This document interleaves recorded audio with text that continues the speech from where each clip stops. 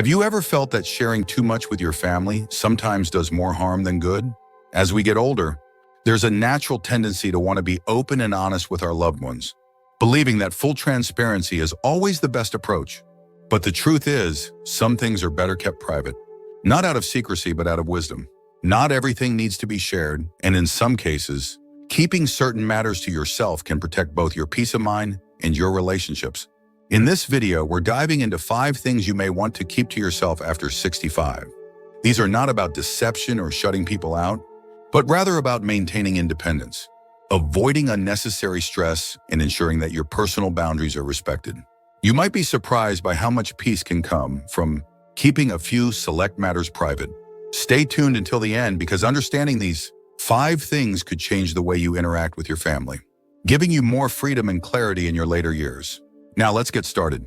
Number 1, financial decisions and assets. One of the most sensitive topics as we age is money. You might think that being completely open about your financial situation with your family will prevent misunderstandings. But in reality, it often creates more problems than it solves. Sharing every detail about your savings, investments, or even how much you've set aside for the future can lead to unsolicited advice, pressure, or even family conflicts, especially when different generations have different views on money. Some family members may mean well, but their concerns or opinions can start to feel like interference. And in some unfortunate cases, people who were once distant suddenly become very interested in your finances. Once they realize what you have, you might have seen it happen. Before someone in your age group shares their financial plans with their children, only to find that their decisions are questioned at every turn.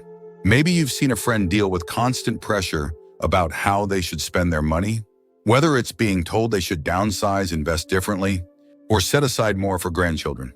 It's one thing to get advice when you ask for it, but when people start thinking they have a say in your personal choices, it can quickly become frustrating. And the reality is, once you let people in on your full financial picture, you can't take that knowledge back. There's also the matter of personal control. If your family starts seeing you as someone who's not making the best financial decisions, they might feel justified in stepping in, sometimes with good intentions, but not always in a way that respects your independence. You might hear comments like, "Are you sure you should be spending that much? Or wouldn't it be smarter to give some of that away now instead of later?" And even if no one directly pressures you, just knowing that others are watching and analyzing your choices can feel uncomfortable. This doesn't mean you should never talk about finances with your family. It's smart to have clear estate plans and to communicate necessary details when the time is right. But you don't have to share everything. The exact amount of money you have, what you spend on yourself, or even whether you've made a new investment, these are things that are yours to manage. If keeping some financial matters private allows you to enjoy your life without unnecessary opinions or pressure, then that's not secrecy, it's wisdom. Number 2, health concerns that are not urgent. As we age, it's natural to experience more health issues. And sometimes we feel the urge to share every little ache, pain, or discomfort with family. After all, they care about us, and we want them to know what's going on. But there's a difference between keeping loved ones informed about important medical matters and overwhelming them with every minor issue. Constantly sharing every little health concern can sometimes create unnecessary worry, stress, or even lead family members to start making decisions for you before it's necessary. You might have experienced this before, mentioning a small issue like joint pain or fatigue, and suddenly finding yourself in the middle of a debate about whether you should see a doctor, change your diet, or take a new supplement. Family members, especially younger ones, often mean well, but their concern can turn into pressure. Before you know it, they're researching treatments, scheduling appointments, or even making comments like, "You really need to take better care of yourself," as if you haven't been managing your own health for decades. There's also a psychological side to this. If you constantly talk about your health issues, even the minor ones, your family may begin to see you as someone who is declining faster than you really are. They might start treating you differently, assuming that you're more fragile or incapable than you actually feel. And once people see you in that light, it can be difficult to change their perception. Suddenly, they're hesitant to include you in certain activities, questioning your ability to travel or suggesting that maybe you need extra help, when all you did was mention that your knees were aching more than usual that day. Of course, it's important to communicate major health concerns, especially when they impact daily life or require family support. But choosing to keep minor issues to yourself doesn't mean you're being dishonest. It simply means you're protecting your own autonomy. You have the right to manage your health without unnecessary interventions or stress. Sometimes silence is the best way to maintain control over your own well-being. If you're still watching this video and finding these insights valuable, please comment number 2 below to let me know you're here. And if you haven't subscribed yet, I recommend you subscribe and turn on the bell so you don't miss any videos. Your support helps us continue creating good content to inform and inspire you. Now let's move forward. Number 3, your true thoughts on family conflicts. Family dynamics can be complicated, and as we get older, we often find ourselves in the middle of situations we never asked to be part of. Siblings arguing over an inheritance, adult children holding grudges, extended family members who don't get along. These things happen in almost every family. When you've lived long enough, you've seen patterns repeat, old wounds resurface, and history repeat itself. It's tempting to step in, offer advice, or share exactly what you think about who's right and who's wrong. But more often than not, doing so only adds fuel to the fire. Maybe you've experienced this before, trying to mediate a dispute, only to find that both sides suddenly turn against you. Or you offer a strong opinion, thinking you're helping, only to realize later that your words were taken the wrong way. The hard truth is that family conflicts have a way of sorting themselves out, or not, regardless of your input. And when people finally do move on, they tend to remember what was said in the heat of the moment. If you take sides or express a strong opinion, you might find that even after the argument is long forgotten, the resentment toward you still lingers. This is especially important when it comes to opinions about younger family members. Saying what you really think about a son-in-law, a daughter's parenting style, or a relative's life choices might feel honest in the moment, but those words have a way of sticking. People rarely forget when they feel judged or criticized, even if your intentions were good. What feels like helpful advice to you might feel like rejection to them, and that can create emotional distance that never quite heals. That's why one of the wisest things you can do after 65 is to practice selective silence. You don't have to agree with everything or pretend problems don't exist, but you also don't have to comment on every family situation. Instead of giving an opinion, sometimes the best response is a simple, "I hope things work out for the best," or "I trust you'll make the right decision." This allows you to stay connected without getting pulled into drama that ultimately isn't yours to fix. Keeping certain thoughts to yourself can be the key to maintaining peace, not just for your family, but for yourself.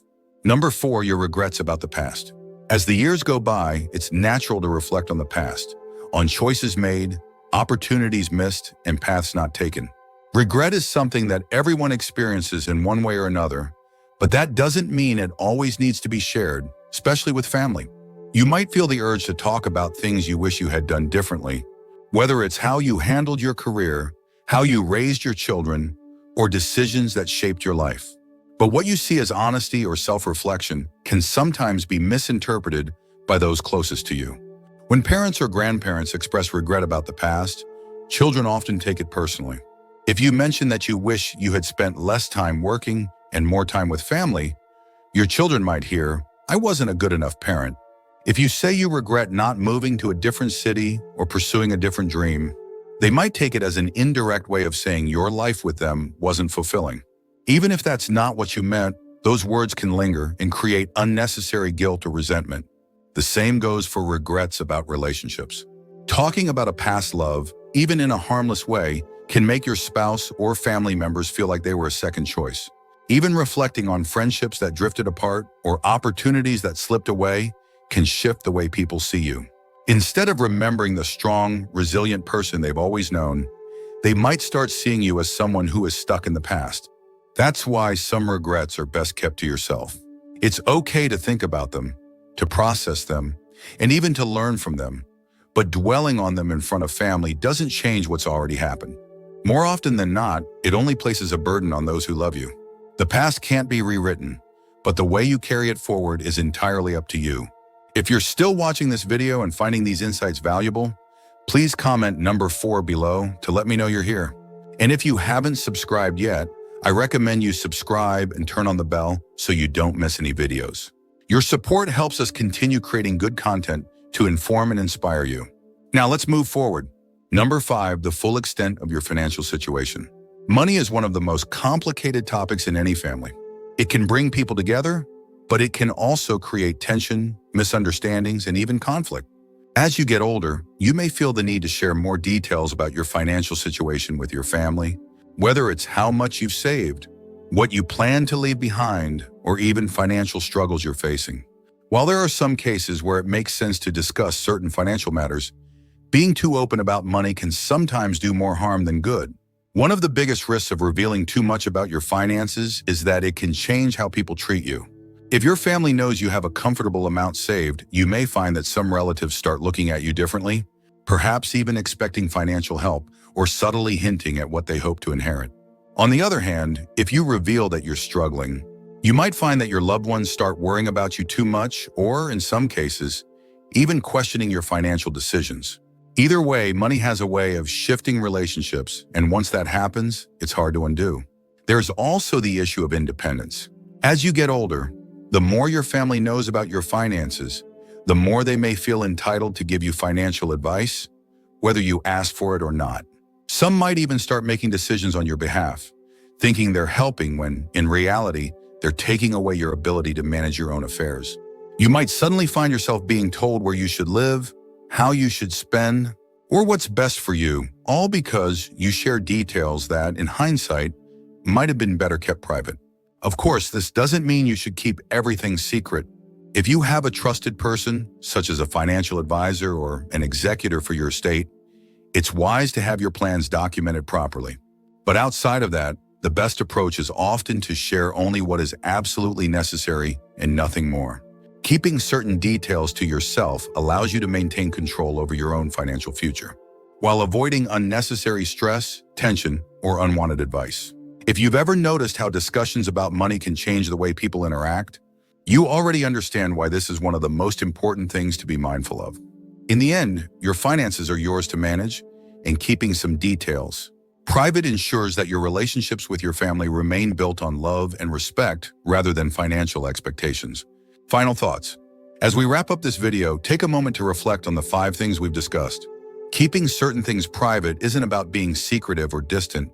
It's about protecting your peace, your dignity, and your relationships. Not everything needs to be shared, and sometimes the wisest choice is knowing what to hold back. Think about your own life. Have you ever shared something with family only to realize later that it changed how they saw you?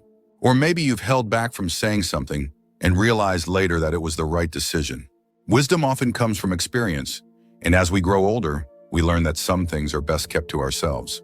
The beauty of aging is that you gain clarity on what truly matters: your peace of mind, your independence, and the quality of your relationships.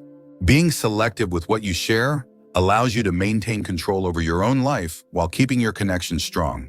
It's not about shutting people out, but about preserving what makes those relationships meaningful. We'd love to hear from you. Leave a comment below and share one thing you learned today and how you plan to use it in your life. Your thoughts are important to us, so don't hesitate to share them. Reading your comments gives us great motivation and encouragement. If you enjoyed this video and found it helpful, please like, subscribe, and share. Your support helps us continue creating good content to inform and inspire you.